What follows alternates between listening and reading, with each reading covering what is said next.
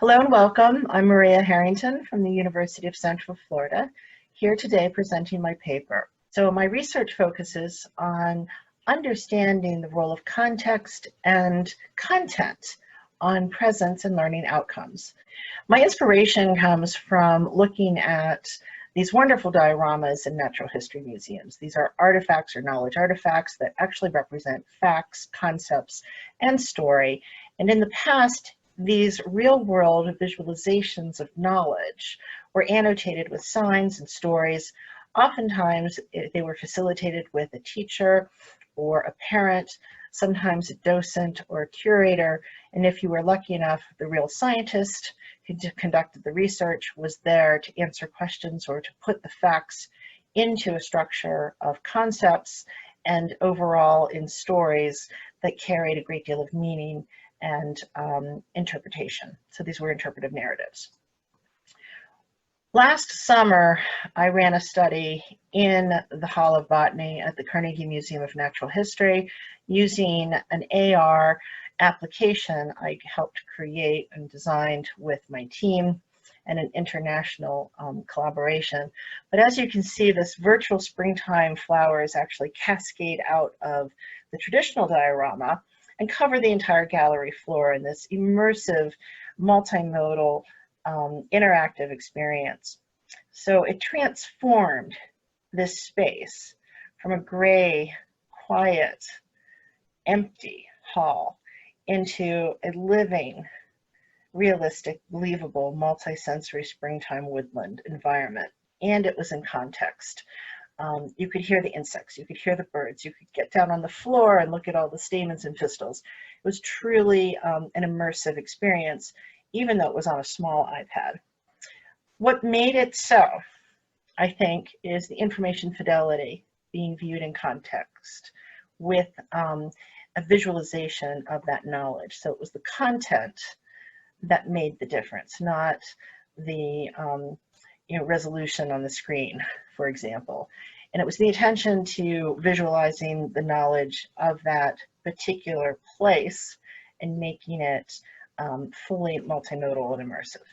So information fidelity and content is used to make this expert's scientific imagination based on knowledge interact with their perception and transfer that to a naive public so they could experience what the expert could imagine. I call this perhaps the knowledge transfer in an instant, the gestalt.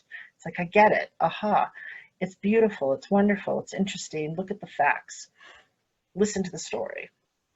And it also makes it available anytime and anywhere, because you can get an app off of the App Store, iTunes, or Google Play, and you can transform your living room or your garden into one of these environments, which I think is very powerful and also important now during COVID-19. The study consisted of 56 volunteers. Approximately 500 visitors walked into the hall over a 9-day period. This was an IRB approved study. We intentionally wanted to reduce the variance, so we divided the 56 volunteers into 2 equal groups of 28, paying attention to the adult and adult-child pairs because that's a known factor in influencing these informal learning environments. And we also tried to keep gender equal in each group to make sure that our control and our experimental condition was not unnecessarily biased by these factors. As I mentioned, the AR condition. This was the experimental condition. It used the AR app. Hold that 2 hands up there.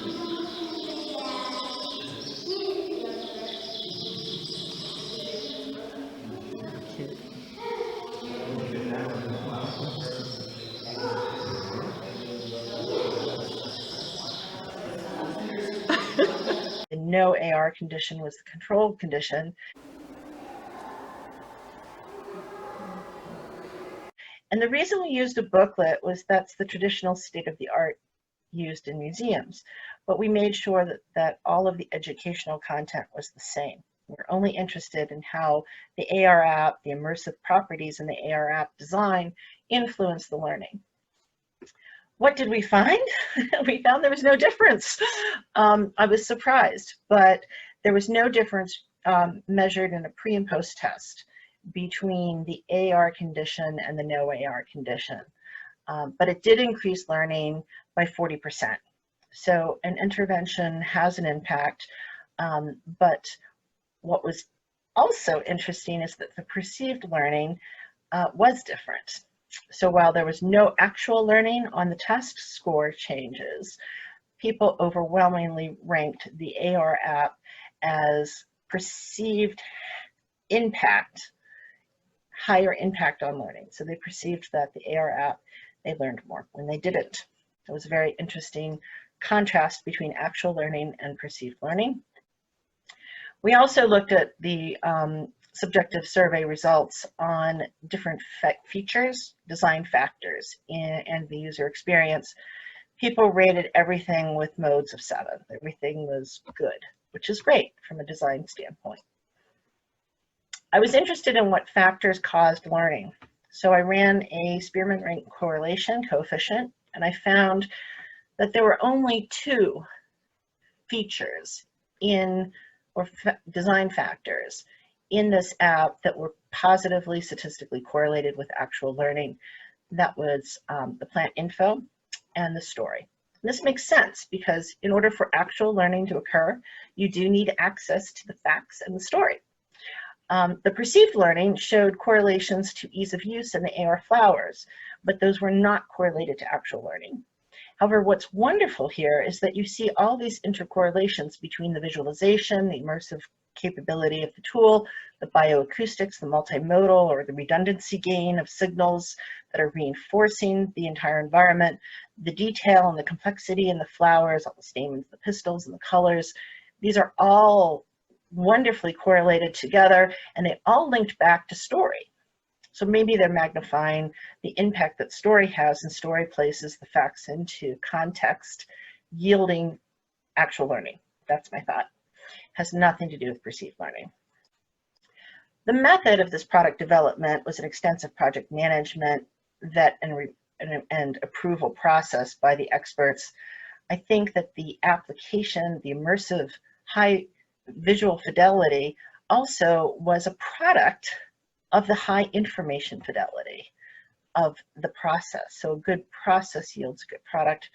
I also thought that we integrated the user experience design process with a learner-centered design process. So we were combining these 2 fields of user-centered design and learning sciences together in an iterative process. I refer to this as the learner user experience or the LEX design process to create these products that are both usable and yield actual learning results.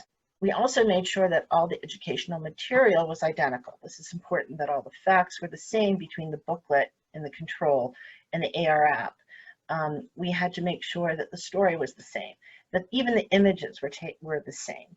The only factors that were different were those that could be attributed to the immersive design factors. If you want actual learning to occur, make sure these immersive applications actually have a link to or access to the stories and the facts that represent the educational content.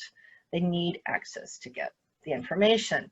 The comments did support the claim that data visualizations were supported by bioacoustics, which is a simple redundancy signal, and those were related to story.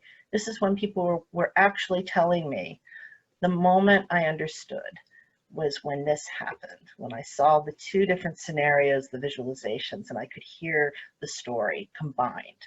That was important. My recommendations is that a good process yields a good product. Conclusion and future direction. I think that what I'm really interested in here are the attributes in the content. So it's not just fidelity or realism. This is an accurate visual representation or an actual experience that is based upon information fidelity. And it's presented in a way that allows the immersive technology to really be capable of magnifying or amplifying that information and that knowledge for the learner.